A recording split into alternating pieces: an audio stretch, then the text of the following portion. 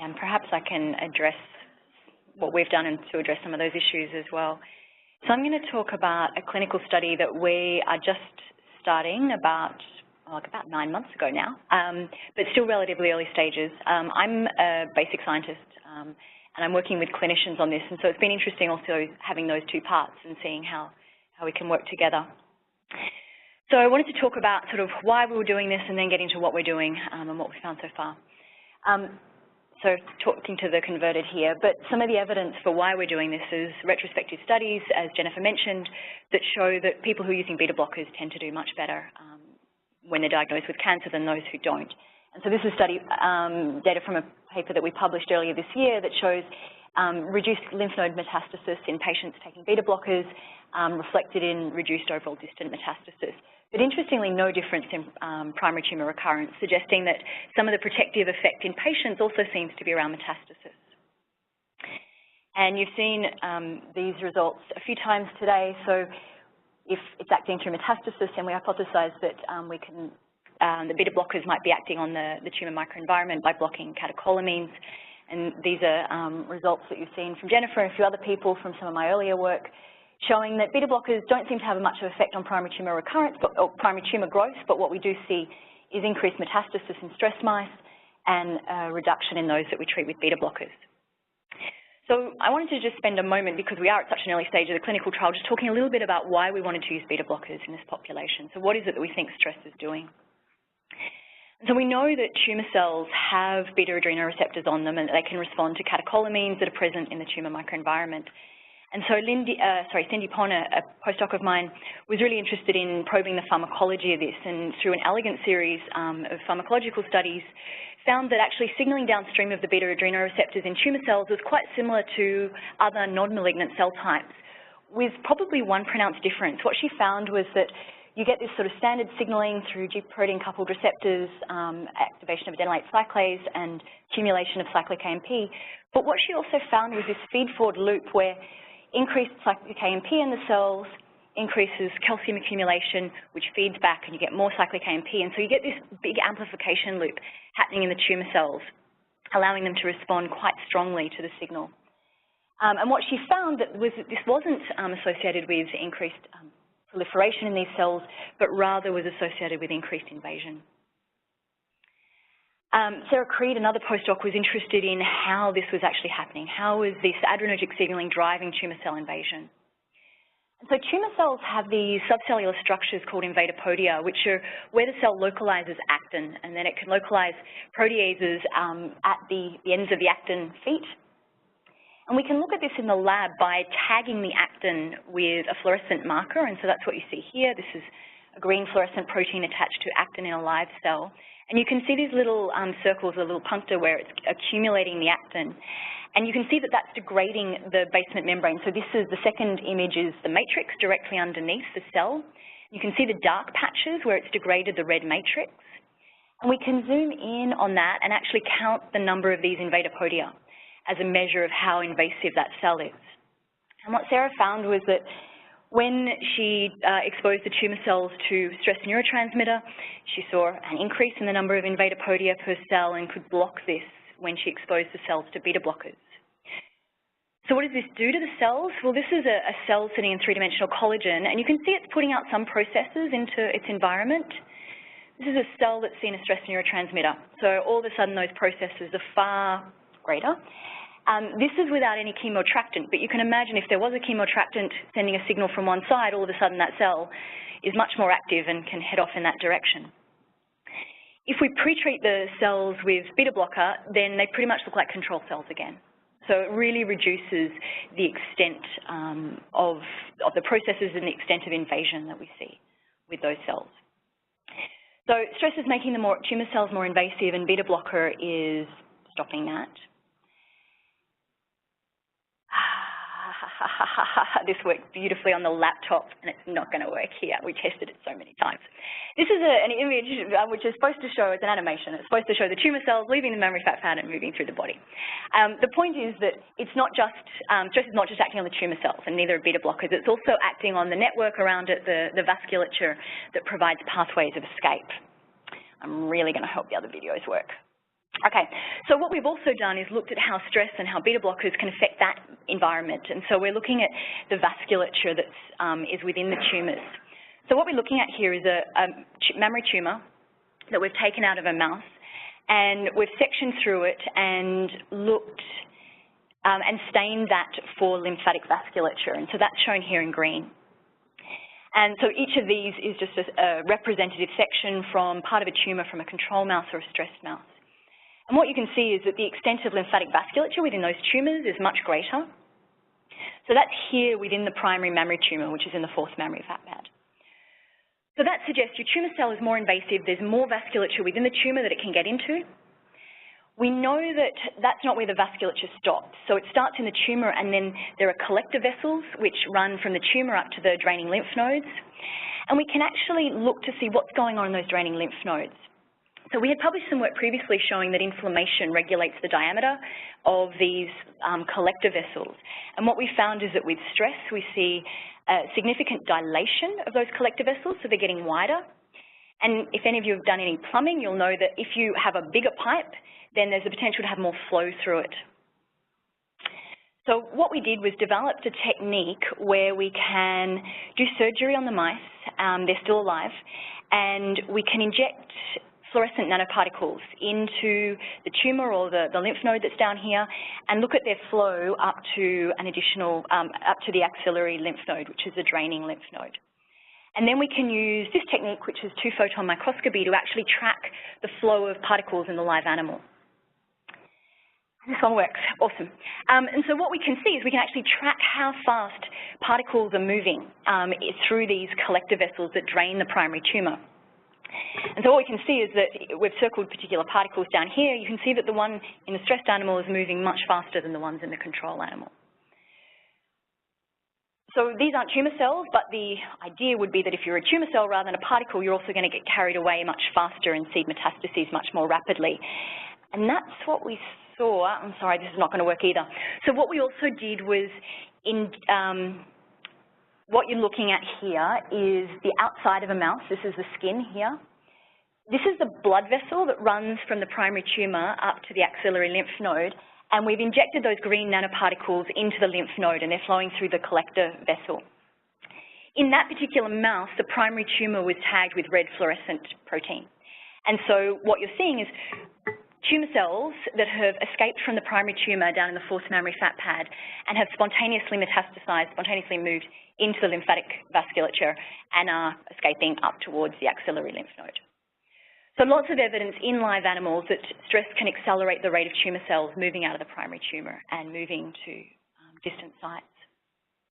So if we put it together, we've got more more invasive cells, we've got more vasculature in the tumour, we've got wider collectors leaving the tumour, they're flowing faster, and that's associated with increased lymph node metastasis, and that's followed up with increased lung metastasis. And we can block it. So when we treat with propranolol, we reduce the effect on the lymphatic vasculature, and we reduce metastasis to lymph node. So based on that, these are the two main reasons why we've chosen to go in with beta blockers. We want to block the tumour cells that are more invasive, and we want to hopefully reduce these effects on tumour vasculature. And you'll see that reflected in our aims of our clinical study. So how are we doing it? We've proposed a double-blinded randomised clinical trial, perioperative beta blockade in breast cancer patients. This is where we're doing it. So this is the beautiful new cancer hospital that just opened. You might have heard Biden was down there recently and opened the new cancer hospital. It's really close to the city. It's a 500-bed inpatient hospital. It's the largest cancer hospital in the Southern Hemisphere. And right next door to it is Melbourne University and Royal Melbourne Hospital, and that'll feature in a moment. That's become our secondary site. I'm a scientist, and so doing a clinical study has been a really interesting experience. It would not be possible without the clinicians, and these guys are the lead clinicians on the study. So Bernard Riedel is the head of anesthesiology at Peter Mac at the Cancer Centre, and Jonathan Hiller is a senior anaesthetist who is doing the study as his PhD under supervision of myself and Bernard. It is a cast of thousands, and this perhaps speaks to the point about eligibility, about recruitment. So we've really put a lot of effort into getting on board the surgical oncology team. These guys have been amazing, and we've found when the surgeon speaks to the patient first, we're much more likely to get them recruited than even if an anaesthetist or a lovely nurse or anyone else talks to them. It's absolutely critical for the patient to hear it from their surgeon. We've been working closely with pathology. I take on board your point that even though propranolol is this really sort of well-characterized, well-known drug, the steps we've had to go through to actually get that synthesized, and there's been real sort of restrictions on how it can be used and how it's issued from the pharmacy. So that's also been an interesting experience. We've also had issues with recruitment. I'll talk about numbers in a moment, and so we're extending to a secondary site. We're in the process of getting the governance approval for that. So our key hypothesis is that beta blockade modulates tumour expression of pro-metastatic and pro-inflammatory genes. And you've heard about CTRA from a number of folks. This is the same thing. And I guess having seen those images from the mouse studies, you begin to understand that this is what we're looking for. We're looking for a signature in the humans that if we treat patients with beta blockers, we're reducing the invasive signature, and we're reducing the inflammatory signature, which I haven't really talked about much. So our primary objective is to assess the effect of propranolol versus placebo on primary tumour gene expression. It's placebo-controlled, so we're looking at the patients who receive the beta blocker before and after treatment, so within patients, and we're also looking between the two groups. So patients come in, we first see them in the pre-anesthesia surgical clinic. So this is the day they're actually diagnosed with breast cancer. They come in, they're consented, bloods, we check their anxiety and get other patient info. And then they're randomly allocated to receive either placebo or beta blocker. We're starting on day 7, and there was some discussion of when to start these sorts of things. We would love to have gone earlier, and initially we had proposed a couple of weeks earlier and came up against exactly what you're talking about, that you've got to fit in with the medical schedule.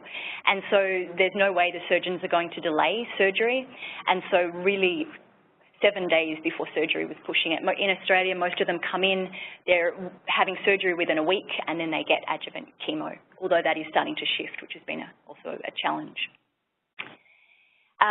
We give them this throughout surgery, and then for 1 to 2 days post-operatively, they tend to leave the hospital at that point. We monitor safety throughout that period, and on the day of surgery, take tumour, blood, and anxiety. And then we're also going back and getting the diagnostic biopsy, which we can then compare within patients. So talking to your point about dose, we're starting off with 40 milligrams twice a day and escalating up to 80 milligrams. We have had some challenges with patients getting hypertensive, and so there's been probably a third, I think, that we haven't escalated. So we talked a lot, Shamgar and Jennifer and I all talked a lot about what sort of doses. We've taken plasma out of the mice, and we know what the plasma coverage of the beta blockers are, and we've tried to replicate that. We think these doses are going to get that, and I guess we think what we need to see is those changes in gene expression, and certainly the results of your study, Shamgar, would suggest that we're probably getting sufficient dose to change gene expression, maybe? That's also a good point. Yeah, that's a fair point. We're aiming for 60 patients. We have screened over 200. I think it was about 224 at last report. We're currently at 16. There's only been 2 eligible patients who have declined to be involved. Just huge numbers who are not eligible, and to some extent that's because they've started pushing neoadjuvant treatment in Australia, and that also has limited the number. We haven't had huge, actually no, that's not true. There are a couple of competing studies that have started in the meantime. We've talked to a number of different sites, and it seems to be the same problem of competing studies. A lot of patients who are ineligible. We have discussed increasing the age to above 70 as a possible way of getting more patients, has other complications. So yeah, it is a really important point that we should discuss, perhaps later. So our primary objective is looking at these markers of metastasis and inflammation in the primary tumour. Our secondary objectives are looking at inflammatory markers within the primary tumour, so immunostaining to look for where the vasculature is. Do we see the same things we see in the mouse happening in the humans? Is the mechanism the same? I haven't presented it, but we've also done a lot of work looking at macrophages and how it affects inflammation. and so looking at whether we see those same effects on immune response in the primary tumour. We'll do cytokine levels, circulating cytokine levels, as well as gene expression in circulating PBMCs, patient anxiety and stress, and key primary safety endpoints. Eligibility is fairly similar. As I mentioned, we've got a 70-year-old age cutoff, and that's one way of perhaps recruiting further patients. Not too much. Contraindications. We've had some patients on beta blockers. I don't think it's been a bigger problem for this population, as you've found. But patients on other drugs has perhaps been one of the things that we've had to exclude for. We also get quite a few DCIS as well that we're not including. So what have we done? We've trained and recruited and trained a nurse. We've set up the site. We've got pretty good compliance and protocol adherence, up around above 80%. At the moment, we're storing and collecting all the samples, and this gives you a rundown on the types of things we're collecting. We're also working with pathology on all the immunostaining. So they had a lot of immunostaining. They're already doing CD31 and some other key markers, but there are a few things we wanted to look at that we see in the mice that we wanted to look at in the patients, certain inflammatory markers that we're working up. We're working a lot on the governance and trying to get all the legal paperwork through so we can start recruiting at the secondary site, which, as you've seen, is just across the bridge.